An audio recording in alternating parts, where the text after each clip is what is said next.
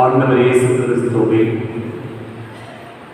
அன்பு நிறைந்த சகோதரர்களே, சகோதரிகளே, உடனேவதற்கும் இயேசுவின் இனிய நாமத்தில் அன்பு கலந்த வணக்கத்தையும் வாழ்த்துக்களையும் தெரிவித்துக் கொள்ளுகிறேன். கடந்த நாட்களில் அன்னை மரியாளை குறித்து நாம் தொடர்ச்சியாக சிந்தித்துக் கொண்டு வருகிறோம். அன்னை மரியாளுடைய பெருமைகளை, சிறப்புகளை திருச்சபை பல்வேறு நிலைகளில் வெளிப்படுத்தி இருப்பதை நாம் தியானிக்கிறோம். குறிப்பாக இந்த பிரார்த்தனையில் வரக்கூடிய அன்னை மரியாளை குறித்து சொல்லக்கூடிய அணிகலன்களை நாம் தியானித்துக் கொண்டிருக்கிறோம். அந்த வகையில் இன்றைக்கு அன்னை மரியாளை குறித்து பிரார்த்தனை வரக்கூடிய ஒரு அணிகலன் மகா அன்புக்கு பாத்திரமான மாதாவே என்பதாகும். மகா அன்புக்கு பாத்திரமான மாதாவே, மிக உயர்வாக அன்னை மரியாளை குறித்து சொல்லப்பட்டிருக்கக்கூடிய வார்த்தைகளில் இதுவும் ஒன்றாக அமைந்திருக்கிறது. அன்பார்ந்தவர்களே, கடவுள் மனிதனை படைக்கிற போது தன் உருவிலும் சாயலிலும் படைத்தார் என்று நாம் ஊழியர்களை பார்க்கிறோம். எதற்காக மனிதனை படைத்தார் நமக்கு தெளிவாக சொல்லப்பட்டிருக்கிறது. நம்முடைய மறைக்கல்வியில் அல்லது நம்முடைய இந்த வேதம் பற்றிய திருச்சபை அல்லது விவிலியம் பற்றிய தெளிவுகளை நமக்கு கற்றுத்தரக்கூடிய அந்த வகுப்புகளிலே நாம் அறிந்திருக்கிறோம். எதற்காக கடவுள் மனிதனை படைத்தார்? தன்னை அறிந்து அன்பு செய்து தனக்கு பணிபுரிந்து அவருக்கு அவருடைய அந்த பெரும் மகிழ்ச்சியில் பங்கேற்க வேண்டும் என்பதற்காக கடவுள் மனிதனை படைத்தார் என்று நமக்கு சொல்லித் தரப்பட்டிருக்கிறார். மிக அற்புதமான ஒரு பதில். கடவுளுடைய இந்த பேரன்பு முதலில் மனிதனுக்கு சொல்லப்படுகிறது.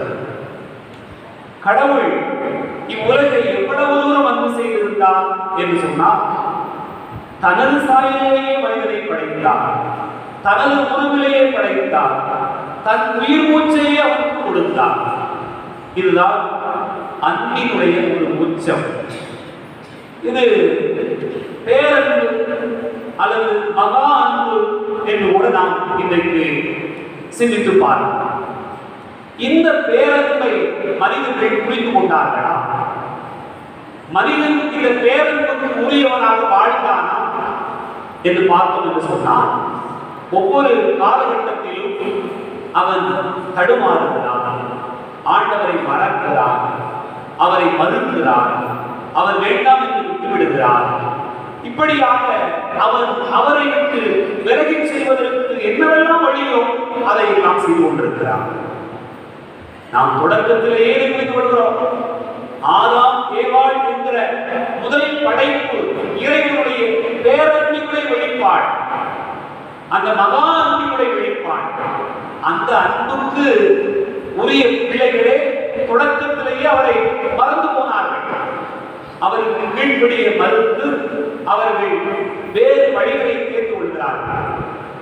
அன்பார்ந்தவர்களே, ஒருவேளை நாம் இப்படி அன்பு செய்து, நம்மை யாரையாவது இப்படி அன்பு செய்து அவர்கள் நம்மை உதாசீனப்படுத்தினார்கள் என்று சொன்னால், நம்மை விட்டுவிட்டு போய்விட்டார்கள் என்று சொன்னால், நம்மை மறந்தார்கள் என்று சொன்னால், நாம் அவர்களுக்கு செய்த எல்லாவற்றையும் மறந்து விட்டார்கள் என்று சொன்னால், நம்முடைய உள்ளம் எப்படி நொந்து போயிடும், நாம் எவ்வளவு பெரிய வேதனைக்கு உண்டாகும் நினைத்து பார்க்கவே முடியவில்லை.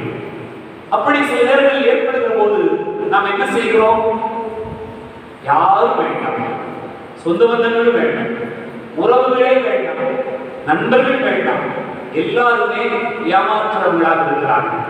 அதனால உலகத்துல ஏன் தான் இப்படி இருக்கிறதோ என்று சொல்லிக் கொண்டு நாம் நமக்குள்ளாகவே குலுங்கி குலுங்கி வாழ, ஒரு குறுகிய வட்டத்திற்குள்ளாக வாழ பழகிக் கொள்ளணும். இது நம்முடைய வாழ்வின் யதார்த்தமாக இருக்கிறார். ஆனால் இறைவனுடைய அன்பு என்ன செய்கிறார்? அதுதான் ஆச்சரியத்திற்குரிய ஒரு அன்பு. ஆண்டவர் தன்னை விட்டு விலகி போனாலும், மறுத்தாலும், தன்னை ஒதுக்கினாலும் அவர் விடவே இல்லை. மீண்டும் மீண்டும் தன்னுடைய அன்பை வெளிப்படுத்திக் கொண்டே இருக்கிறார். அதுதான் கூலி முழுக்க நாம் பார்க்கிறோம். இறைவாக்கினர்கள் அனுப்பப்படுவதாக இருக்கலாம், நீதித்தலைவர்கள் அனுப்பப்படுவதாக இருக்கலாம், அரசர்களாக இருக்கலாம், பல்வேறு நிலைகளிலே ஆண்டவருக்கு உகந்தவர்களாக வாழ்க்கை மனிதர்களை பார்க்காத நிலையில் தன்னுடைய அன்பை புரிந்து கொள்வார்களா என்றெல்லாம் நினைத்து நினைத்து நினைத்து ஆண்டவர் அன்பு செய்து கொண்டே போகிறார். ஆனால் ஒவ்வொரு காலகட்டத்திலும் மனிதன் தடுமாறிக் கொண்டே போகிறார், ஆண்டவரை மறக்கிறார். இந்த சூழ்நிலையில் தான் இறைவன் என்ன விரும்புகிறார் என்று சொன்னார், தன்னுடைய மகனையே இந்த உலகிற்கு அனுப்ப வேண்டும் என்று விரும்புகிறார். தன்னுடைய மகனை அவர் எல்லோரும் ஏற்றுக்கொள்வார்கள் என்று நினைத்துக் கொண்டு அந்த மகனை அனுப்புவதற்காக நினைக்கிறார்கள். அப்படி நினைக்கிற போதுதான் இன்றைக்கு நாம் சிந்திக்கக்கூடிய இந்த தலைப்பு வருகிறார். என் அன்புக்கு பாத்திரமான நபர் யார்? என்னுடைய அன்புக்கு தகுதியான நபர் யார்? என்னுடைய பேரன்புக்கு பாத்திரமான நபர் யார் என்று ஆண்டவர் கண்டறிகிறார். அங்குதான் அன்னை மரியாள் என்கிற ஒரு மிகப்பெரிய பாத்திரம், அன்னை மரியாள் என்கிற ஒரு மிகப்பெரிய பொக்கிஷம் ஆண்டவருடைய பார்வையில் திரும்படுகிறார். என் அன்புக்குரிய சகோதர சகோதரிகளே, இறைவனுடைய பேரன்புக்கு தகுதி உடையவராக மரியாளை ஆண்டவரை கருதினார். நாமெல்லாம் எவ்வளவு பெரிய கொடுத்து வைத்த பிள்ளைகள் என்று சொன்னார், அந்த அன்புக்கு பாத்திரமான தாயையே நம்ம கையில் வச்சிருக்கோம், நம்ம கூடத்தில் வச்சிருக்கோம், நமக்கான தாயாய் வைத்திருக்கிறோம். அதுதான் நமக்கான சிறப்பு. மரியாதை ஆண்டவர் தன்னுடைய அன்புக்கு தகுதியான பாத்திரமாக கருதினார், தகுதியானவராக கருதினார். ஆகவே அவரை தேர்ந்து கொண்டார். அந்த மரியாள் நம் எல்லோரையுமே அவருடைய பிள்ளையாக இருப்பதற்கான பாத்திரமாக கருதுகிறார். அது எவ்வளவு சிறப்பு! என் அன்பார்ந்த சகோதர சகோதரிகளே, கடவுள் நம்மை எல்லோரையுமே அப்படி ஒரு தகுதியுள்ள பிள்ளைகளாக கருத வேண்டும் என்பதற்கு ஒரு முன் உதாரணம் தான் மரியாளுடைய வாழ்க்கை.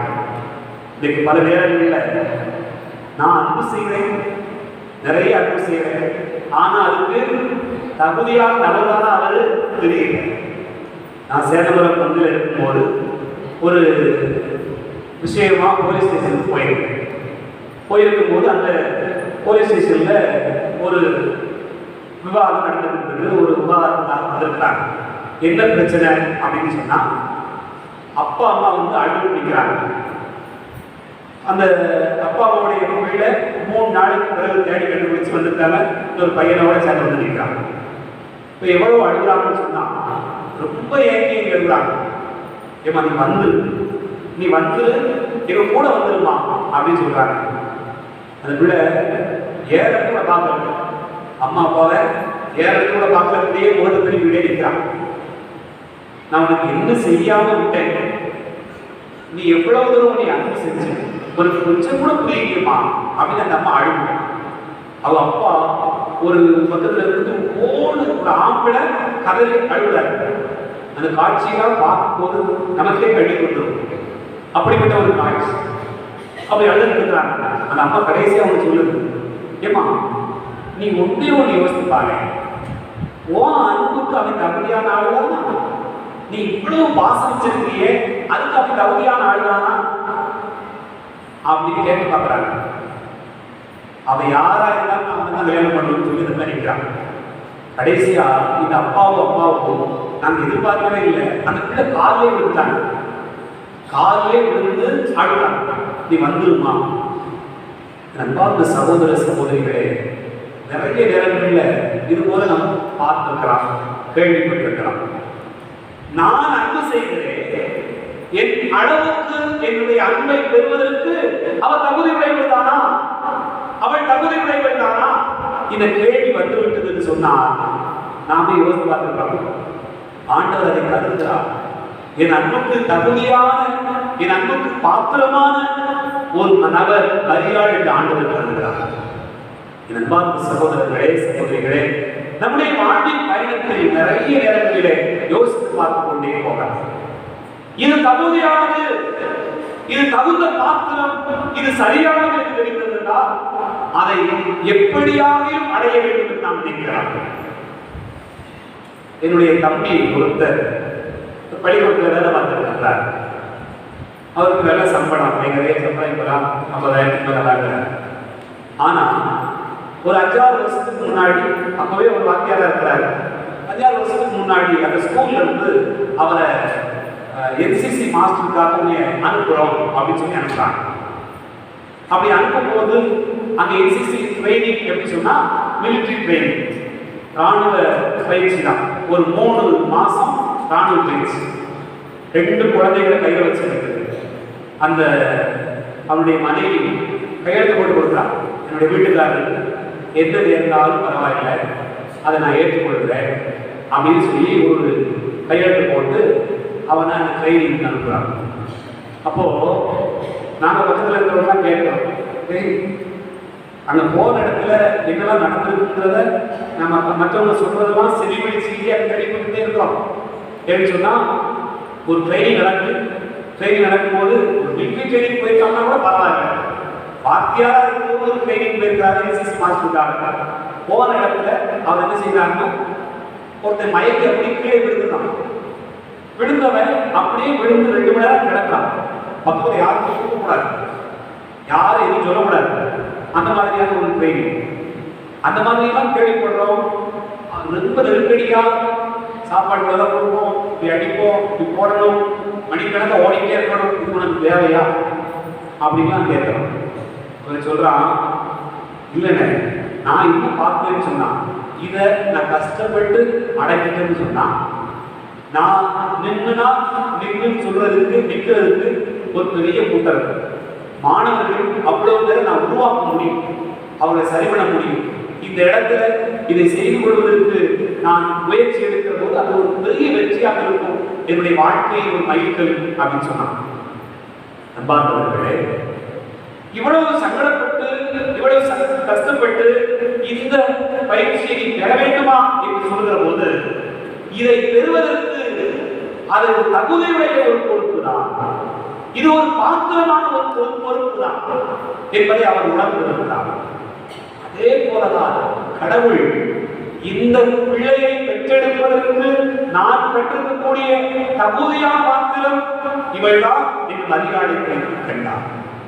நண்பார்ந்த சகோதர சகோதரிகளே, சில நேரங்களில் நம்ம வீட்டில் இருந்து நம்ம பிள்ளைகளை எல்லாம் இங்கிலீஷ் மீடியத்தை படிக்க வைக்கிறாங்க, மெட்ரிகுலேஷன் போய் படிக்க வைக்கிறாங்க, எல்லா பெரிய சிபிஎஸ்சி ஸ்கூல்ல படிக்க வைக்கிறாங்க.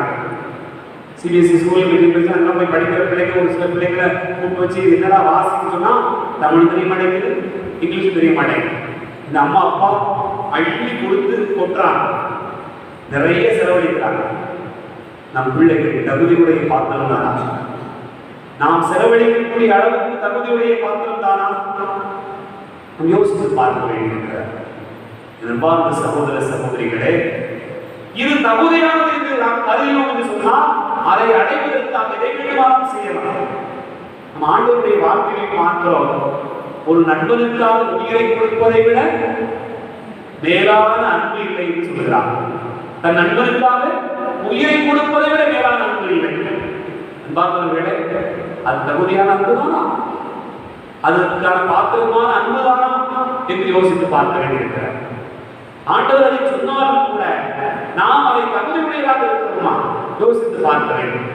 நம்ம விவேகத்தில் நமக்கு தெளிவாக சொல்லப்பட்டிருக்கிறது. மத்தேயு நற்செய்தி 13ஆம் அதிகாரத்திலே ஆண்டவர் இந்த இறையாட்சி பற்றிய ஓமையை சொல்கிற போது, ஒருவர் நிலத்தில் மறைந்திருந்த புதையல் ஒன்றை கண்டுபிடிக்கிறார். அவர் அதை மூடி மறைத்துவிட்டு மகிழ்ச்சியோடு போய் தமக்குள்ள யாவற்றையும் விற்று அதை அந்த நிலத்தை வாங்கிக் கொள்கிறார். எல்லாவற்றையும் விற்று அதை வாங்கிக் கொள்கிறார். ஒரு மனிதர் ஒருவர் நல்முத்துகளை தேடி சென்றார். விலை உயர்ந்த ஒரு முத்தை கண்டவுடன் அவர் போய் தமக்குள்ள யாவற்றையும் விற்று அதை வாங்கிக் கொள்கிறார். விண்டரசர் வெற்றிக்கு ஒப்பாக சொல்கிறார்.